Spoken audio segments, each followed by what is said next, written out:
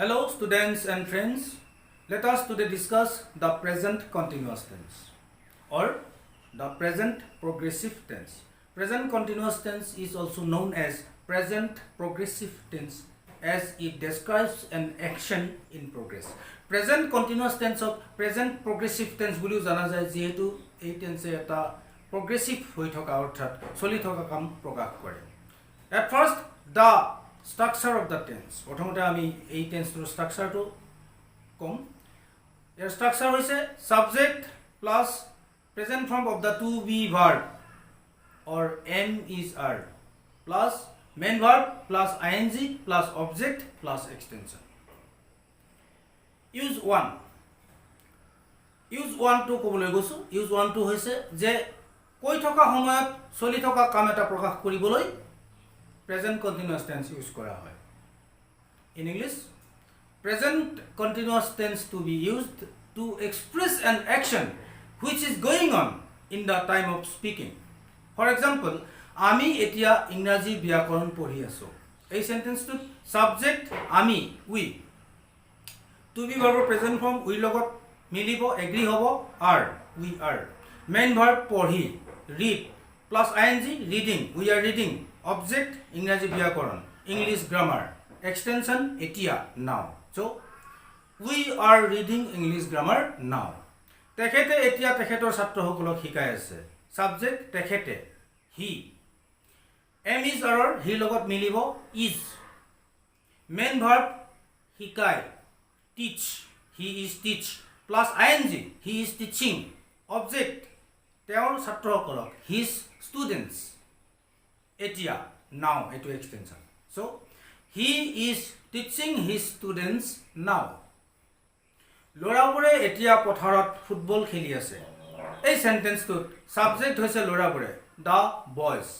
ইয়াত to be verb present form মিলিব am is are the boys are main verb খেলি play ing add কৰিলো playing the boys are playing object football extension in the field now পথাৰত এতিয়া.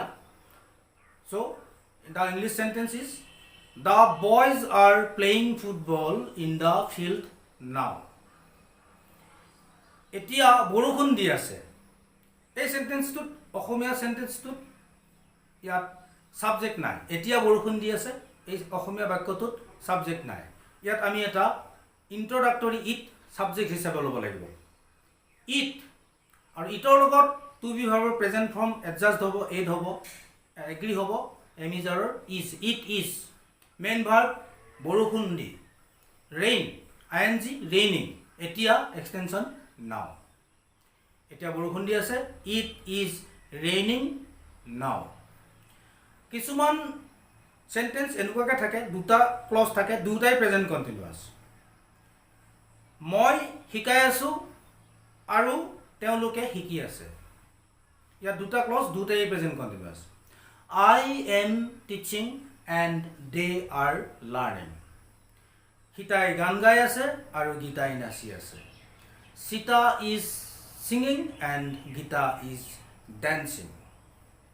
কিছুমান সেন্টেন্সত আকৌ এটা close present indefinite অৰ simple প্ৰেজেন্টত থাকিব পাৰে আৰু লগৰ ক্লজটো প্ৰেজেন্ট কন্টিনিউয়াস টেন্সত থাকিব পাৰে.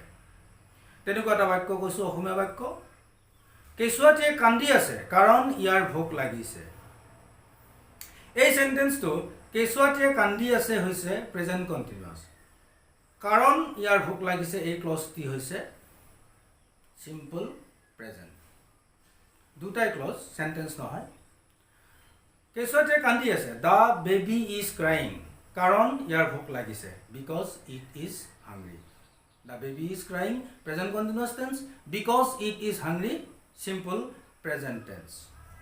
কেতিয়াবা আকৌ এনেকুৱা দুটা ক্লজ থাকিলে এটা ক্লজ ইম্পাৰেটিভ সেন্টেন্স হয়. ইম্পাৰেটিভ সেন্টেন্স বিলাক প্ৰেজেন্ট ইনডিফিনিটত থাকে সিম্পল প্ৰেজেন্টত থাকে আৰু তাৰ লগৰটো প্ৰেজেন্ট কন্টিনিউয়াস হয়.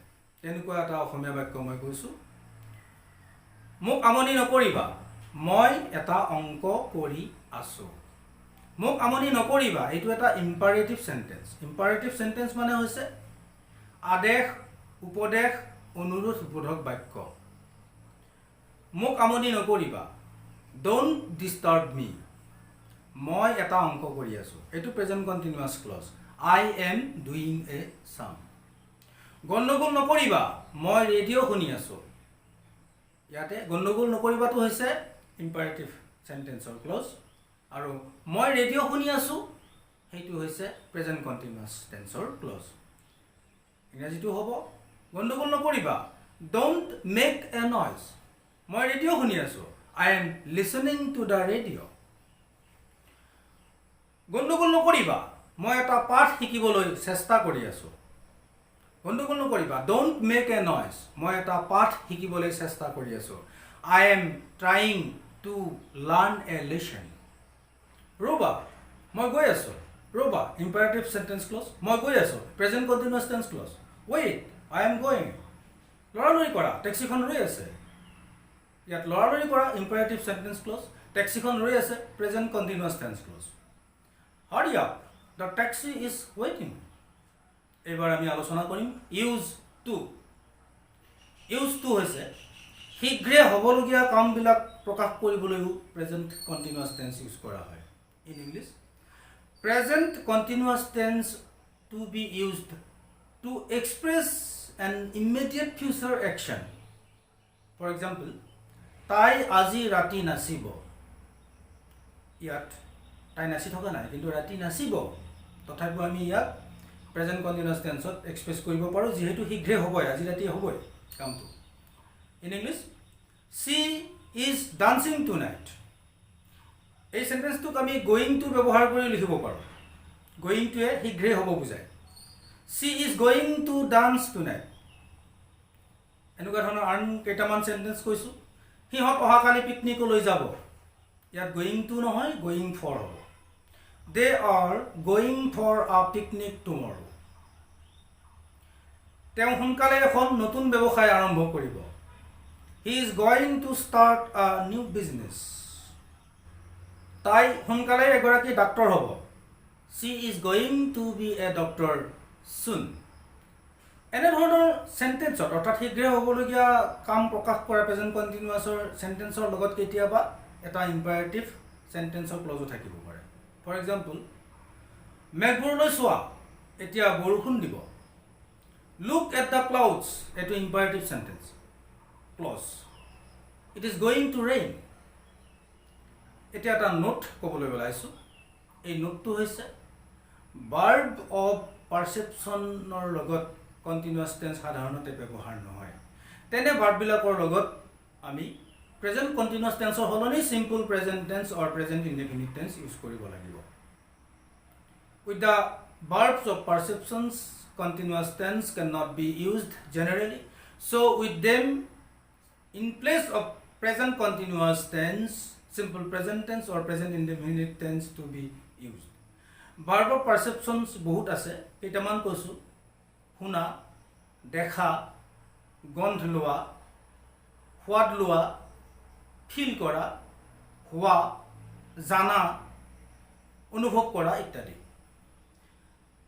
সকলোৱে গ্ৰামাৰত চাই ল'ব লাগিব তেনেকুৱা বহুত ভাৰ্ব আছে এতিয়া কেইটামান ভাৰ্বৰ আমি কেইটামান ভাৰ্ব অফ পাৰসেপচনৰ আমি ইউজ ইয়াত কৰিছো যিবিলাক আসলতে কন্টিনিউয়াস টেন্স হ'ব লাগে কিন্তু আমি সিম্পল প্ৰেজেন্ট টেন্সত লিখিব লাগিব মই এতিয়া এটা চৰাই দেখি আছো ইয়াত যদি আমি I am seeing a bird now লিখো এটো ভুল হ'ব কাৰণ ইয়াত see টো হৈছে verb of perception আমি জেনাৰেলি see ভাৰ্বৰ লগত আমি কন্টিনিউয়াস টেন্স ইউজ কৰিব নোৱাৰো প্ৰেজেন্ট কন্টিনিউয়াস টেন্স টো ইউজ কৰিব নোৱাৰো সেই কাৰণে আমি এটা সিম্পল প্ৰেজেন্ট টেন্স ইউজ কৰিব লাগিব আনসাৰটো হ'ব I see a bird now এটো সিম্পল প্ৰেজেন্ট অবশ্য স্পেশালি seeing continuous tense ত ইউজ হ'ব পাৰে এটা সেন্টেন্স মই কৈছো উদাহৰণ হিচাপে I am seeing you tomorrow মই অহাকালি তোমাক লগ কৰিম লগ কৰাৰ ক্ষেত্ৰত I am seeing হ'ব পাৰে ঠিক তেনেকৈ মই এতিয়া ঠাণ্ডা অনুভৱ কৰি আছো I am feeling cold now এটো ইনকাৰেক্ট হ'ব কাৰেক্ট হ'ব I feel cold now ফুলটিয়ে খুব সুমধুৰ গন্ধ আছে the flower is smelling sweet এটো ইনকাৰেক্ট হ'ব কাৰেক্ট হ'ব the flower smells sweet. দলিচাখন বৰ কোমল অনুভৱ হৈ আছে এটো যদি আমি লিখো the carpet is feeling smooth এটো ইনকারেক্ট হ'ব the carpet feels smooth এটোই ভাল হ'ব মই তাক জানি আছো এতিয়া I am knowing him now এটো ভুল হ'ব incorrect hobo correct hobo I know him now. So uses ekita important aru uses hokule grammar chai lobo lagibo. Now the conjugation of to right verb in present continuous tense. Present continuous tense ot to right verb or kriya root. I am writing, we are writing, you are writing, you are writing, he say it is writing, they are writing. মই লিখি আছো আমি লিখি আছো তুমি লিখি আছা তোমালোকে লিখি আছা হিটাই এইটোৱে লিখি আছে হিহতে লিখি আছে এতিয়া এবাৰ আমি সিম্পল প্ৰেজেন্ট টেন্স আৰু প্ৰেজেন্ট কন্টিনিউয়াস টেন্সৰ কনজুগেশন দুখন আমি তুলনা কৰি চাইছো সিম্পল প্ৰেজেন্ট টেন্সত আছিল I write প্ৰেজেন্ট কন্টিনিউয়াস টেন্সত হৈছে I am writing simple present টেন্সত আছিল we write প্ৰেজেন্ট কন্টিনিউয়াস টেন্সত হৈছে we are writing simple present টেন্সত আছিল You write present continuous tense hoise you are writing. Simple present tense of asil you write present continuous tense hoise you are writing. Simple present tense of asil he she it writes present continuous tense hoise he she it is writing. Simple present tense of asil they write present continuous tense hoise they are writing. মই লিখো মই লিখি আছো আমি লিখো আমি লিখি আছো তুমি লিখা তুমি লিখি আছা তোমালোকে লিখা তোমালোকে লিখি আছা হি তাই এইটোৱে লিখে হি তাই এইটোৱে লিখি আছে হিহতে লিখে হিহতে লিখি আছে এই ডিফাৰেন্সটো এই পাৰ্থক্যটো আমি বুজাটো দৰকাৰ so today the class of present continuous tense ends here so also our class ends here আজি ইমানতে আমাৰ present continuous tenseৰ ক্লাসটো হৈ গৈছে আৰু আমাৰ ক্লাসও আজি ইমানতে শেষ কৰিছো ইয়াৰ পিছত পৰ্যায়ক্ৰমে আমি present perfect continuous simple past continuous past perfect continuous simple future continuous future perfect continuous আমি শিকিম তাৰ পিছত আমি ভয়েস শিকিম narration শিকিম সো আজি ক্লাস ইমানতে শেষ কৰিছো thanks a lot for watching the video thank you